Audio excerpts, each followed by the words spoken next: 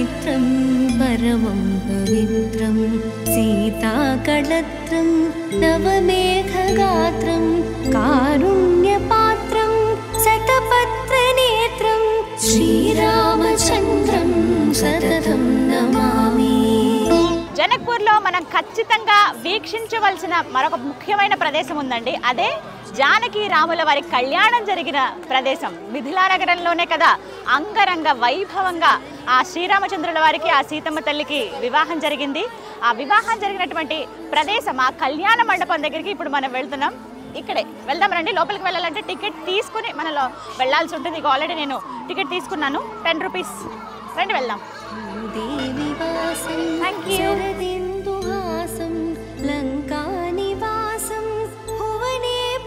జనక మహారాజు వారి కోట పక్కనే ఉంటుందండి ఈ కళ్యాణ మండపం.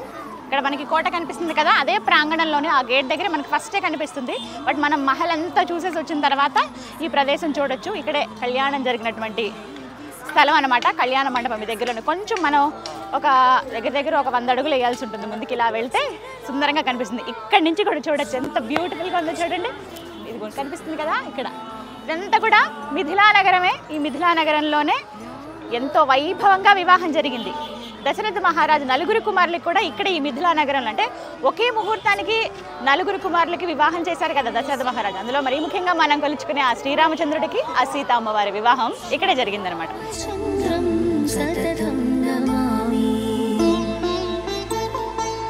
వేదాంత జ్ఞానం సకలైశ్చమానం. బ్రహ్మశ్రీ భరత్ శర్మ గారు మనతో పాటు ఉన్నారు. ఈ ప్రాంతం విశిష్టత తెలుసుకుందాం. ఇక్కడే ఎందుకు అసలు కళ్యాణం జరిగింది, మిథిలా నగరంలోనే కళ్యాణం జరిపించడానికి కారణాలు ఏమిటి ఆ సీతారాముల వారికి తెలుసుకుందాం. గురువు గారు, ఎంత ప్రత్యేకమైన స్థలం అండి. మామూలుగా కళ్యాణం జరిగే భద్రాచలమే మనం అత్యంత పుణ్యప్రదంగా భావిస్తాము. అక్కడ కూడా మిథిలా స్టేడియం అని పెడతారు, అక్కడే వివాహం జరుగుతుంది. అయితే అసలు నిజంగా కళ్యాణం జరిగిన ప్రదేశంలో మనం ఉన్నాము. ఇక్కడే కళ్యాణం జరిపించడానికి కారణాలు ఏంటండి, పురాణాలు ఏం చెప్తున్నాయి దీనికి సంబంధించి? అమ్మ, ముందుగా మనం త్రేతాయుగంలో ఈ యొక్క నిర్మాణం అంతా అయినప్పటికీ కూడా మిథిలా నగరం సంబంధించి మనం ద్వాపరయుగం వచ్చేసరికి రాముల వారికి సంబంధించినటువంటి యొక్క వ్యవహారంలో వివాహం జరిగేటప్పటికి ముందుగా ఎక్కడైనా సరే కన్యాదానం ఎవరైతే చేస్తున్నారో వారి దగ్గరికి వెళ్ళి కన్యాదానం స్వీకరించాలి. కాబట్టి దశరథ మహారాజు ఇక్కడికి వచ్చి జనక మహారాజుతో ధనుర్భంగనం చేసిన తర్వాత ఈ ధనుషాధామ అనే ఒక ప్రదేశంలో ఈ యొక్క సుందరమైన నగరాలను చూసి, ఇక్కడ ప్రజల్లో ఉన్నటువంటి ఆప్యాయత అనురాగాలను చూసి, నా ఒక్క కొడుకే కాదు మిగతా 3 కూడా కలిపి 4 ఇక్కడే వివాహం చేస్తారని నిర్ణయించుకొని ముక్కోటి దేవతల సమక్షాన మనకు కనబడేటువంటి ఈ యొక్క అద్భుతమైనటువంటి పురాతనమైనటువంటి ఈ కళ్యాణ మండపంలో సీతారాముల వారికి, అదేవిధంగా లక్ష్మణ భరత శత్రుఘ్నుల అందరికీ కూడా ఇదే ప్రదేశంలో వివాహం జరిగింది. కాబట్టి ఇక్కడికి ఎవరైనా సరే కళ్యాణం కాని వారు కానీ, దాంపత్య జీవితంలో కాస్త ఏదైనా ఇబ్బంది కలుగుతున్న వారు కానీ, ఎన్నో సంవత్సరాల నుంచి వివాహ ప్రయత్నాలు చేస్తున్న ఇబ్బంది కలిగేటువంటి వారు ఎప్పుడైనా సరే నేపాల్ యాత్ర వచ్చినప్పుడు ఈ యొక్క జనక్పురిలోని జనక దర్బార్ని, అదేవిధంగా అమ్మవారి యొక్క దర్శనాన్ని చేసుకొని ఇక్కడికి వచ్చి కళ్యాణ మండపం దర్శనం చేసుకుని ఖచ్చితంగా వారికి వివాహ ప్రయత్నాలు అనేవి సఫలమవుతాయని కూడా చెప్తూ ఉంటారమ్మా. అదనమాట విశేషం. సకల దేవతలు ఆ సమయంలో ఇక్కడ ఉన్నారు కదా, వారిని ఆశీర్వదించేందుకు ఆ వివాహం చూడడమే ఒక కన్నుల పండుగ అండి నిజంగా. అంతటి అదృష్టం. అలాంటిది మనం శ్రీరామ నవమి ఉత్సవాలు జరుగుతూ ఉన్నాయి ప్రస్తుతం. అంటే ఒక వారం రోజుల ముందు నుంచి హడావిడి ఉంటుంది కదా, ఆ సమయంలో మనం ఇక్కడ ఉండడం అనేది నిజంగా ఒక అదృష్టమే. మొన్న మీరు చూసినట్టుగా అయోధ్య వెళ్తే కూడా ఇదే ప్రదేశం నుండి, అంటే రాముల వారికి అత్తగారిల్లు కాబట్టి ఈ ప్రదేశం నుండి స్వామివారికి రాముల వారికి సారెతో పాటు ముత్యాలు, తలంబ్రాలు, పుస్తే ఇవన్నీ కూడా ఈ ప్రదేశం నుండి ఈ జనక్పురి నుండి అయోధ్యకి వెళ్ళడం కూడా మనం గమనించాము.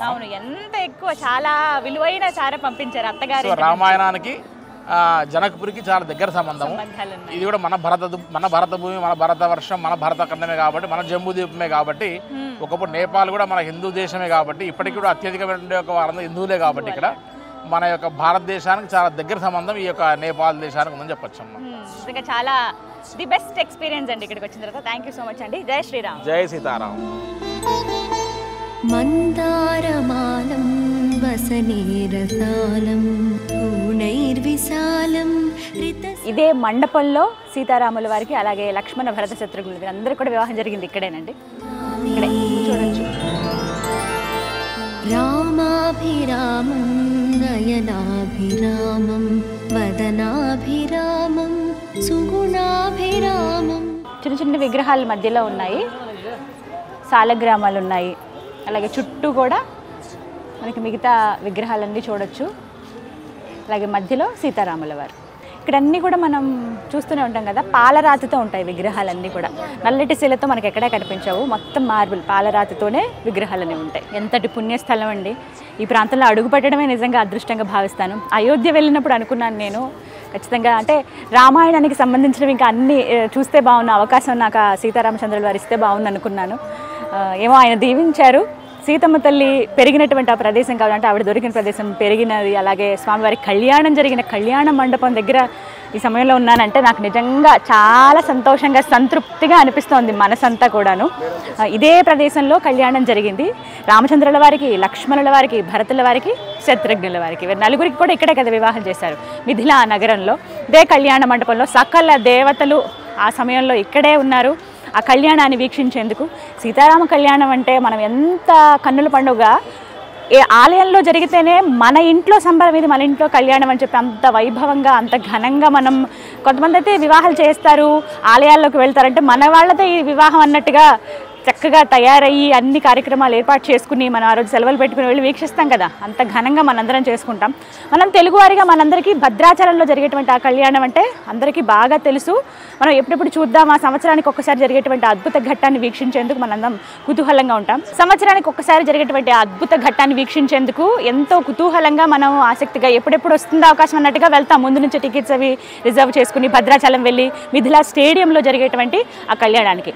అసలు వివాహం జరిగినటువంటి ఈ మిథిలా నగరంలో ప్రస్తుతం మనం ఉన్నామండి. శ్రీరామనవమి ఉత్సవాలు జరుగుతున్న ఈ టైంలో ఇక్కడ ఉండడం అనేది నిజంగా నా అదృష్టంగా భావిస్తున్నాను. ఈ ప్రదేశంలోనే కళ్యాణం జరిగిందనమాట. ఎంత అంగరంగ వైభవంగా జరిగిందంటే నా భూతో నా భవిష్యత్. అసలు అందరూ మొత్తం రాజ్యం అంతా ఇక్కడే. ఓవైపు అయోధ్యకి సంబంధించిన వాళ్ళు, అలాగే ఈ జనకపూర్ అంటే జనక మహారాజు రాజ్యం కదా ఇదంతా కూడా మిథిలా నగరం. ఇక్కడి ప్రజలు వీళ్ళందరూ, అలాగే ఇక దేవీ దేవతలు ఎలాగో కొలువై ఉంటారు. సప్త ఋషుల నడుమ చక్కగా వివాహం అయితే జరిగిందనమాట. అయితే ఒక మాట చెప్తారు, ఈ కోట ఇవన్నీ మనం చూసాం కదా, ఇది జనక మహారాజు కోట కదా. అంటే వివాహం జరిగేటప్పుడు కన్యాదానంగా కన్యతో పాటుగా ఆమె ఇంకా సంతోషంగా ఉండాలని చెప్పి కొంత కట్నంగా ఇస్తూ ఉంటారు కదా, ఇది మా అమ్మాయికి ఇస్తున్నాం మా తరపు నుంచి కాను. కానీ అలాగా జనక మహారాజు వారు ఒక్కగానొక్క కూతురు కదా ఇస్తుందేమో ఆ శ్రీ మహావిష్ణువు అవతారమైన శ్రీరామచంద్రుడికి. ఇంకా నేను ఎంత ఇచ్చినా అది తక్కువని భావించి మొత్తంగా ఈ నగరం, అందులో మరీ ముఖ్యంగా ఈ కోట, ఈ ప్రాంతం అంతా కూడా అమ్మవారి పేరు మీద రాసిచ్చేశారట. ఆ తర్వాత జనక మహారాజు వారు అలాగే సునైన అమ్మవారు అంటే వారిద్దరు సీతమ్మవారి తల్లి తండ్రి ఒక దగ్గరలో ఇక్కడ ఈ కోటకి ఇంకొంచెం మనం కొద్ది కిలోమీటర్ల దూరంగా వెళ్తే ఒక కుటీరంలాగా ఏర్పాటు చేసుకుని వాళ్ళ జీవితాన్ని అక్కడే గడిపారట. అంటే మా కూతురిని మేము ఆ శ్రీ మహావిష్ణువుకే ఇచ్చాము అనే సంతోషంతో, అంటే అల్లుడు ఎంత ఇదిగా చూసుకుంటాడు మా కూతురిని ముందే తెలిస్తే చాలా సంతోషిస్తారు కదా తల్లిదండ్రులు, అలాంటిది ఆ శ్రీ మహావిష్ణువుకే ఇచ్చాము మేము అన్న సంబరంతో మాకు ఇంకా చాలు ఇది జీవితానికి అని చెప్పి మొత్తం ఇవన్నీ రాసిచ్చేసి సీతమ్మ తల్లికి అంటే కట్నంగా రాముల వారికి ఇచ్చేసి వాళ్ళు ఒక కుటీరం ఏర్పాటు చేసుకుని అక్కడ ఉన్నారట.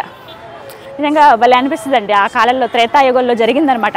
దానికి సంబంధించిన ఆనవాళ్ళు గుర్తులు కూడా మనం ఇక్కడ చూడొచ్చు. పురాణాల్లో చాలా క్లియర్గా రాసింది మిథిలా నగరంలోనే వివాహం జరిగింది. ఇక్కడ ఈ ప్రాంతాన్ని మెచ్చి జనక మహారాజు ఎంత చక్కగా పరిపాలిస్తున్నారు ఇక్కడ ప్రజలు, ఇవన్నీ నచ్చి దశరథ మహారాజు నలుగురికి, కేవలం శ్రీరాముడికి కాదు నలుగురికి ఇక్కడే వివాహం చేస్తానని చెప్పి నలుగురు కుమారుల వివాహం ఇక్కడే జరిపించారనమాట. వేదాంత జ్ఞానం సకలైశ్చమానం భక్తాభిమానం. ఈ నిర్మాణ శైలి కూడానండి చాలా ప్రత్యేకంగా ఉంటుంది. మొత్తం ఇవి చుట్టుపక్కలంతా కూడా ఐరన్ తోటి ఇలా వేశారు, అంటే పిట్టగోడల్లా కడుతూ ఉంటారు కదా ప్రహరీలాగా, ఇవన్నీ కూడా ఐరన్తో చేశారనమాట. అండ్ మెయిన్ పైన మనకి శిఖరాలు ఏవైతే ఉన్న గోపురాల్లాగా ఏంటంటే మనం నార్మల్గా ఇలా సిమెంట్తో నిర్మించినటువంటి గోపురాల్లా కాకుండా చెక్కతో వీళ్ళు కట్టారు. దానిపైన మనకేంటంటే అలాగే బ్రాంజ్ తోటి ఇలా పల్చటి రేకుల్లా తయారు చేసి వాటిని చాలా అందంగా ఇలా చెక్కారనమాట. వాటిని అలా పైన పెట్టి చుట్టూ గంటల్లాగా అరేంజ్ చేశారు. పైన గోపురాలు అన్నీ కూడా నేపాల్లో మనం అన్ని ఆలయాల్లో ఇదే మాదిరిగా చూస్తామండి.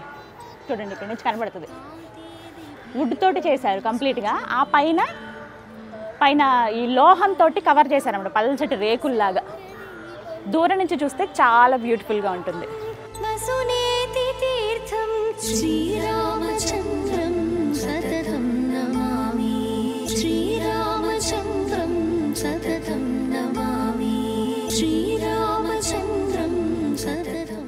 చూసారుగా సుమన్ టీవీలో ఎక్స్క్లూజివ్గా ఈ ముక్తినాథ్ యాత్రలో భాగంగా రెండవ రోజున మనం వీక్షించాం జనక్పూరిలో ప్రత్యేకించి జనక మహారాజు కోట, జానకి అమ్మవారి ఆలయంతో పాటుగా శ్రీ సీతారామచంద్రుల వారి కళ్యాణం జరిగినటువంటి కళ్యాణ మండపం.